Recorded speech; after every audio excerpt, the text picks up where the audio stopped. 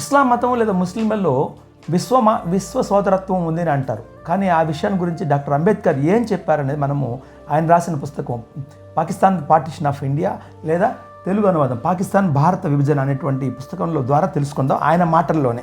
ఇస్లాం మతంలోనే ఇతర దోషాలు కూడా ఉన్నాయి. వాటి వల్ల హిందువులకు ముస్లింలకు మధ్య పుండు మానకుండా పచ్చగా సలుపుతుందని, హిందూ మతం జనాలను విడదీస్తుందని, ఇస్లాం కలుపుతుందని అంటారు. కానీ ఈ ముక్క పూర్తిగా నిజం కాదు. ఇస్లాం ఎంత పట్టు సడలకుండా కలుపుతుందో అంతలాగా విడదీస్తుంది కూడా. ఇస్లాం సన్నిహిత సంఘం, ముస్లింలకి ముస్లింలకి మధ్య అది విచక్షణ యథార్థము చాలా గట్టిది.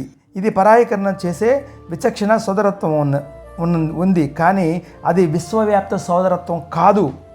అది ముస్లిం సోదరత్వమే. ముస్లింలకు మాత్రమే ఉండే సోదరత్వం ఉంది, కానీ దాని లాభాలు అందులో ఉన్న వాళ్ళకి మాత్రమే పరిమితము. ఆ సంఘానికి బయట ఉన్న వాళ్ళ పట్ల ద్వేషము, శత్రుత్వము మరేమీ ఉండవు. ఇది ఆయన చెప్పిన మాటలు.